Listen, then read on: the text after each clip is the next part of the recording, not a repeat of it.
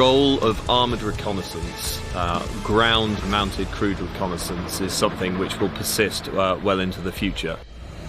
It's a capability which takes the fight to places where the enemy is not expecting it.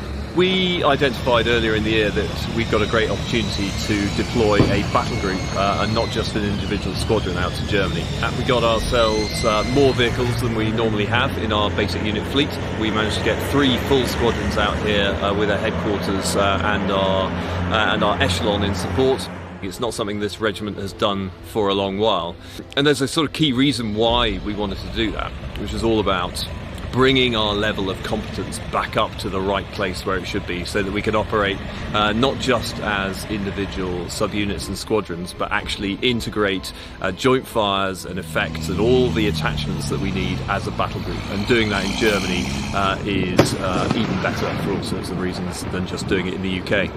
And what we wanted to do here, and it's something that you can do really well in Germany, is integrate 3 types of training estates, if you like, into a single exercise. So that's Sennlager training area, the private land around Sennlager training area, which has been granted to us for training by the local landowners, and then overlay on top of that the simulation of the CAT. So you've got a sort of contiguous area of ground, if you like, of about 5,000 square kilometres. We need to have a training area which is big enough for us to enjoy and cope with some of the frictions and realities when operating over that kind of massive space. It's largely about support and logistics and about communications. So how do you support an organisation which is operating up to 100 kilometres in front of the front line in a fashion that ensures that it is able to continue to fight for as long as you need it to do so? And secondly, how do you communicate with that organisation at all?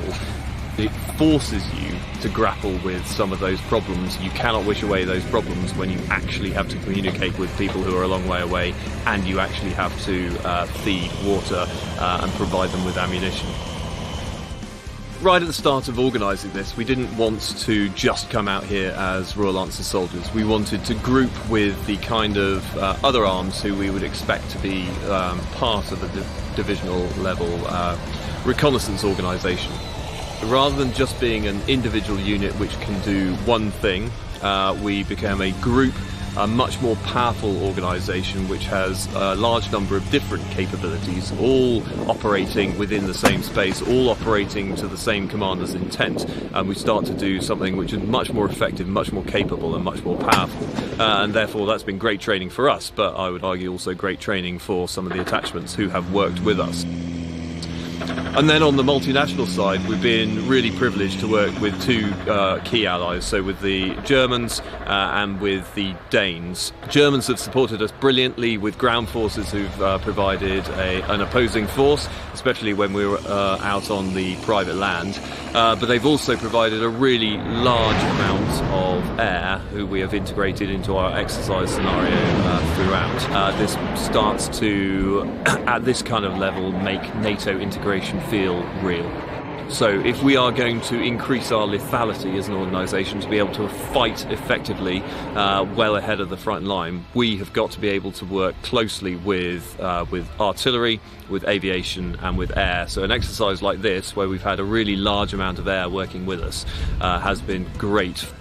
You can't see them in the vehicles behind me, but attached to the back of each one of those is something called an N-Law bracket, which was one of the regiment's innovations last year. What that allows us to do is to enhance the lethality of the CVRT scimitar by having a readily accessible N-Law for the commander or the gunner to be able to detach rapidly.